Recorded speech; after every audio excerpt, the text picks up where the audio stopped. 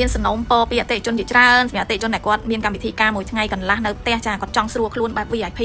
គឺអត់រៀបអីហ្មងចាចឹងចារៀបកញ្ចប់នេះឡើងចាមានមកចប់សម្រាប់អ្នកកម្មវិធីមួយថ្ងៃកន្លះនៅផ្ទះធម្មតាយើងកម្មវិធីមួយថ្ងៃកន្លះនៅផ្ទះរៀងស្មុគស្មាញជាងយើងធ្វើកម្មវិធីមួយថ្ងៃចាដោយសារពីល្ងាចយើងមានកម្មវិធីសូត្រមន្តក្រុងពលីជាវខាន់ស្លាចាអញ្ចឹងនៅក្នុងនេះកញ្ចប់ស្រួលខ្លួនរបស់ចាយនេះតាក់ទងនឹងក្រុងពលីយើងមានអាសនៈបៃសីក្រពុជនិងមើមចាអញ្ចឹង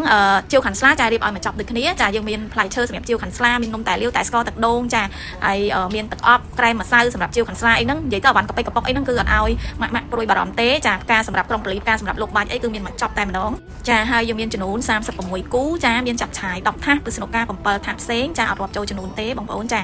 ហើយក៏មានកញ្ចប់ថតចាកញ្ចប់ថតយើងមានថតស្លឹកថតវីដេអូ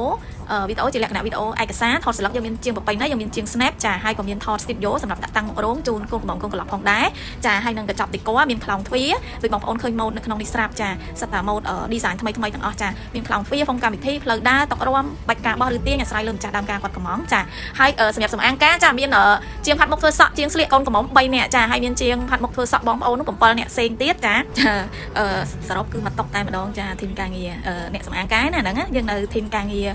standby ធីមចំនួនយើងមានអ្នក standby 2អ្នកផ្សេងចាមាន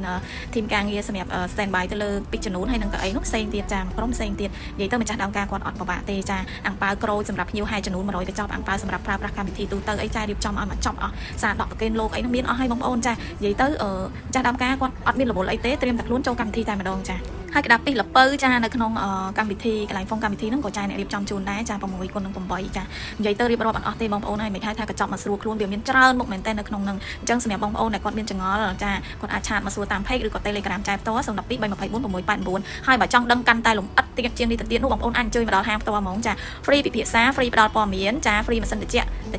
ចាមកដល់ដឹងត្រជាក់ចិត្តហ្មងអស់កង្វល់ហើយបងប្អូនបាច់បារម្ភទេស្រឡាញ់ពេញចិត្តចាបងប្អូនយកអត់ស្រឡាញ់ពេញចិត្តចា free ពិភាក្សាចាយើងមកដល់យើងអាចមើលសម្លៀកបំពាក់និងគ្រឿងអលង្ការផ្ទាល់បានពិភាក្សាជាមួយចែផ្ទាល់ប៉ុន្តែកុំភ្លេចណាត់ទុកមុនចាបងប្អូនអត់ណាត់ទុកមុនពេលខ្លះមកអត់បានជួបចែទេអាចជួបបុគ្គលិកចែអីចឹងណាចឹងសម្រាប់បងប្អូនដែលចង់ជួបចែបុព្វផ្ទាល់សូមណាត់ទុកមុនចាអរគុណ